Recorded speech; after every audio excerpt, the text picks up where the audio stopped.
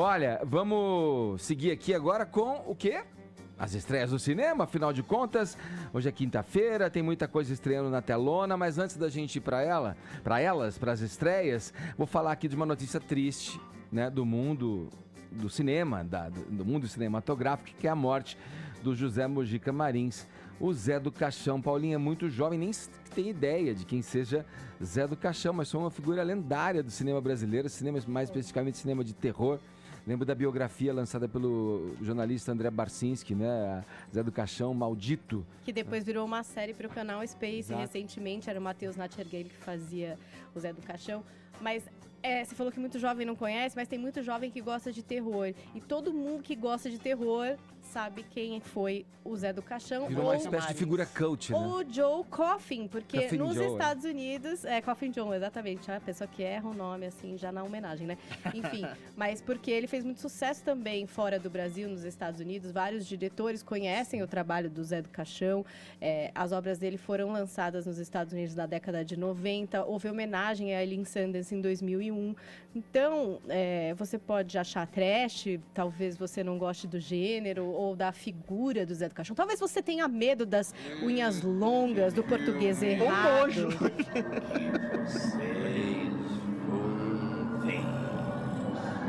Zé do Caixão, que também não se furtava à televisão, Edgar. Ele ia lá, apresentava especiais na Band, não é verdade? A sua alma!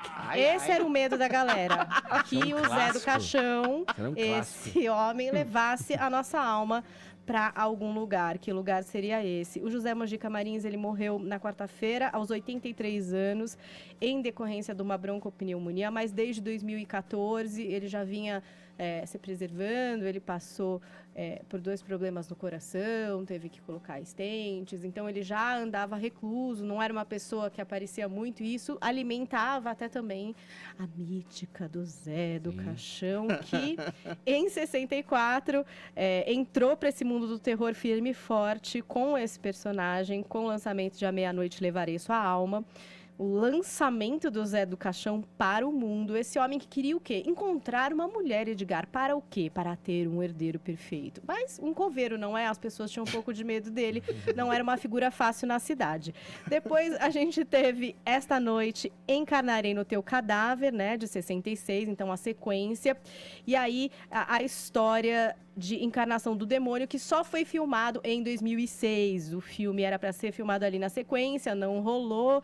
Talvez um pouco de censura. Um problema com a ditadura também. Só que depois muita gente tentou entrar nesse business e dava tudo errado, Edgar. Pessoas morriam, pessoas ficavam doentes. E eles não conseguiam filmar o fechamento da trilogia do Zé do Caixão. Maldição. Que só aconteceu em 2006. Bruno Fava tá aqui com a gente.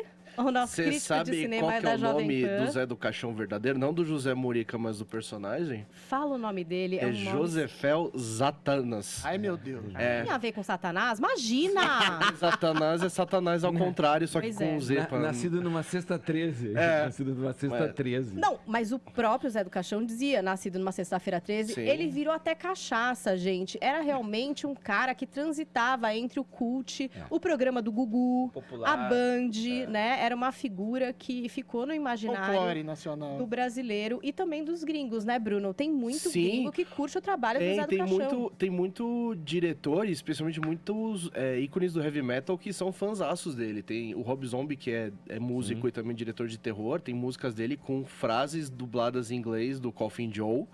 Ele faz homenagem ao Phil Anselmo, que era o vocalista do Pantera. Ele faz um festival de filme de terror e o Coffin Joe quase sempre é homenageado com exibições dos filmes dele.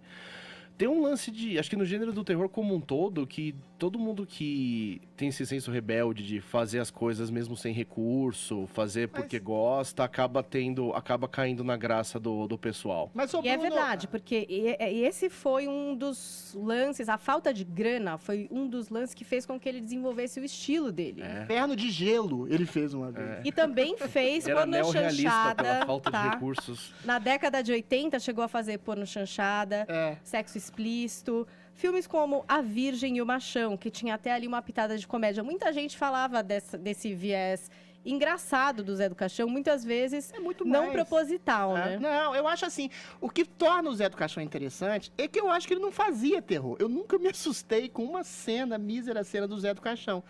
Ele era um comediante que não tinha noção de que era um comediante. Ele fazia trash e fazia comédia. Eu lembro de cenas antológicas, como assim, ele comendo bisteca na frente de uma procissão numa sexta-feira de paixão. Se alguém se assusta verdade. com isso, essas coisas são pra rir. Ou seja, a falta de senso de ridículo e de senso de proporção e senso de estética faziam com que ele fizesse. Ninguém fazia filmes ruins tão bons quanto o Zé do Caixão. Ou seja, o que ele fazia era comédia pura. Mas Pouco esse recurso, esse né? terror que ele vinha dele era um pouco também da superstição do povo, né? Porque o que ele fazia de terror é que ele queria meio que ser o bicho-papão brasileiro, assim. Então, o que ele fazia de terror, obviamente que... se Ele você foi vai o único, pro- né, que fez terror no Brasil. depois teve Não, alguns hoje- percussores, teve alguns fazem. sucessores, mas ele foi o primeiro. E Sim. o Denison terror que ele Ramalho criava, hoje, o tem Denison gente Ramalho, fazendo. inclusive, no Fábulas Negras que não é do Denison Ramalho, é daquele cara do Sul, que agora me foge o nome, o Zé do Caixão faz uma ponta. Mas o Zé do Caixão, ele criava muito essa coisa do folclore popular, né? Tanto que a história do Zé do Caixão, ele teve um pesadelo, ele começou a gritar no meio da noite, chamaram um pai de santo pra ajudar. E parte da inspiração do visual do Zé do Caixão vem de visual de Exu em terreiro de Umbanda, né? A capa, a cartola. Então, essa coisa que ele fazia, né? Que ele era o coveiro da cidade do interior e ele não gostava, e ele ficava peitando os católicos, isso assustava o povão da cidade. O terror dele era mais pra assustar pela Folclórico. superstição, mais Você folclórico do você que... lembra como começa o folclore dele em relação ao terror? Parece que na cidadezinha dele teve uma pessoa que teria morrido, né? Que estava com narcolepsia. Narcolepsia é quando a pessoa Sim. dorme profundamente e as pessoas acham que ele tá morto. E aí o cara parece que levantou do caixão. E todo mundo, ninguém mais queria falar com o sujeito foi ostracizado, exilado na própria cidade, como se fosse uma alma penada viva. E aí ele sentiu o sentido metafísico da ojeriza, terrificante, do isolamento. Começou assim, é genial. Acho que vai ser lembrado sempre, você gostando ou não, deixou uma marca, teve um estilo e tá aí toda a filmografia para vocês reverem, revisitarem e conhecerem Boa. o Zé do Tá aí. Caixão. Nossa singela homenagem aqui, lembrando, né, o Zé do Caixão no Morning Show, mas agora a gente vai partir para as estreias. O que Vamos. temos na telona para conferir esse final de semana? E é maravilhoso que a gente tem o Bruno que já assistiu para estreia para a imprensa todos os filmes, então a gente pode saber se a gente vai gastar esse dinheiro ou se a gente vai guardar e depois assistir no streaming. O primeiro filme é A Viagem do Dr. Dolittle com Robert Downey Jr., Homem de Ferro morreu, desculpa, dei spoiler, aquelas roupas. E agora está procurando novos filmes, novos empregos, e aí a gente tem um visual super fantasioso e mágico nesse trailer. Por quê? Porque este personagem de Robert Downey Jr., o Dr. Dolittle, ele simplesmente conversa com animais, Edgar. E ele não só conversa, ele tem muitos animais ali reunidos. É uma coisa meio fantástica, né? Uma aventura fantástica, imagens de efeitos visuais. E esses efeitos foram elogiados pela imprensa, mas parece que o filme Qual está imprensa? sendo gongado, é isso que eu ia falar. A única coisa que conseguiram elogiar foram os efeitos visuais. É isso, Bruno? Não, o eu filme não sei, não quem, é eu não sei legal. qual imprensa você tá falando, mas não. Não, os efeitos especiais são horríveis, é um filme meio... Meu Deus! Não, na verdade, assim, fica aquela questão, né? Como é que o ator mais bem pago de Hollywood e o diretor que foi premiado por Syriana decidiram fazer um remake de Dr. Dolittle, que é um personagem de 130 anos atrás que ninguém ligava mais. Em outro contexto também, Sim, né? e tá rolando um lance que a Universal precisa dar um tempo de fazer filmes com animais de computação gráfica que falam, né? Mas vamos dar um tempo pra ver se eles se recuperam. Mas é um filme muito família, é aquele filme pra levar a criançada vai se divertir, os animais são engraçadinhos, é um filme cheio de aventura. Então, assim, é aquela cara que eu tenho que tirar, Criançada no o cinema. chapéu do crítico, eu tenho que botar o chapéu do levar sobrinho pro cinema. O Downey Jr. é muito engraçado, né? Ele sabe fazer esses personagens. É aquele tipo de filme que vai bem no cinema, mas depois a criançada vai gastar o tablet assistindo, repetindo sem parar. Repetindo entendeu? sem parar. O que mais, hein? Entendi. O que Aí mais? temos Que temos aí? também Maria e João, o conto das bruxas. E aí, querido, você fala, nossa, mais um filme infantil, vamos levar as crianças para verem a história de João e Maria. Só que não. Não. Pelo trailer eu já fiquei com meu medinho e com vontade de ver, porque vocês sabem que eu sou fã de terror. Mas a história a história de João e Maria, né, gente? Esse tem a filme- irmã, o irmão, eles Esse não filme têm eu muita puxei o grana. peixe semana passada, que eu trouxe o grito pra falar só porque eu falei, é um filme meia boca, mas semana que vem eu trago um melhor. Esse é bom. Esse é o melhor. É um filme muito surrealista. Ele pega a história do João e Maria, que é aquela coisa do tipo, vamos ensinar crianças alemãs a não ir pro meio da floresta porque é perigoso. E faz uma experiência surreal, assim. É um pesadelo de 2 horas que você não entende direito o que tá acontecendo. A Alice Krige faz a bruxa da floresta. É aterrorizante, É aterrorizante. Toda a floresta fica meio surrealista, fundos vermelhos, galhos secos, pentagramas em lugares estranhos. Vale muito a pena. Eu fiquei bastante surpreso com o resultado.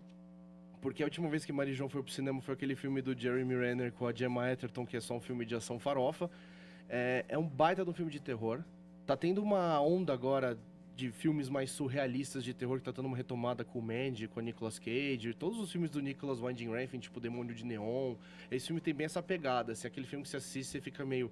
Tá, Transtornado. eu tô transtornado, mas ao mesmo tempo eu quero ver mais. Então, assim, é uma bela aposta pra fãs de terror e quem gosta de fantasias mais adultas e sombrias e afins. Vamos fechar, e fechando então. com Luta por Justiça, que junta a Jamie Foxx e Michael B. Jordan. O Michael B. Jordan faz um advogado formado em Harvard, com todo aquele futuro pela frente, que resolve ir pro Alabama e simplesmente defender caras que estão presos injustamente, nunca tiveram direito a um julgamento ali de fato, né? Nunca foram defendidos. E aí ele bate no caso do personagem do Jamie Foxx, que é condenado por um assassinato e nunca teve direito a uma defesa apropriada, muito também pelo preconceito racial ali no Alabama. É baseado em história real. A Brie Larson, que fez O Castelo de Vidro, Capitã Marvel, O Quarto de Jack, premiadíssima, também tá nesse filme. Bruno, é a escolha, de quem curte cinema dessa semana? É um bom então, filme? se você não gosta de terror e se você não tem criança pra levar no cinema, essa é a alternativa pro rolê adulto, né? É baseado na história real do Brian, que é o personagem do Michael B. Jordan, que cria esse órgão de auxílio jurídico para presidiários no cárcere de pena de morte. É um filme que explora... É um filme que é desconfortável, porque afinal explora a questão racial, que explora injustiça, que explora especialmente o preconceito e o desespero, porque todo o estopim da história é o Jamie Foxx é um cara que vai preso pelo assassinato de uma garota branca de 18 anos, que por ser uma cidade no sul conservador dos Estados Unidos, tem aquela pressão imensa para resolver o caso, e eles acabam... começa a dar indícios que a polícia meio que fez uma artimanha para achar um culpado para resolver isso rápido. Então, assim, é um filme que é bastante desconfortável, porque ele mostra essa questão racial de um jeito que não tenta polir. Mas é uma história muito bonita, é uma trama interessante, é legal ver o Michael B. Jordan saindo um pouco daquela coisa mais blockbuster que ele saiu, né? Depois que ele fez o primeiro filme dele com o Ryan Coogler. Creed. Não, Também. antes do Creed, o Fruitvale Station. Depois ele fez Pantera Negra, Creed, Quarteto Fantástico. Então é interessante ver ele indo para esse caminho mais adulto. E ver que ele tem muita versatilidade, que ele é um ator muito talentoso e vale a pena apostar nesse caminho mais adulto. A Brie Larson, que é toda premiada, só fica meio de decoração no filme, tá? Ela é bem personagem terciária, assim. Então anotem aí, Luta por Justiça, estreia também hoje nos cinemas. Obrigada, Bruno. Valeu, Bruno. Pessoal, valeu.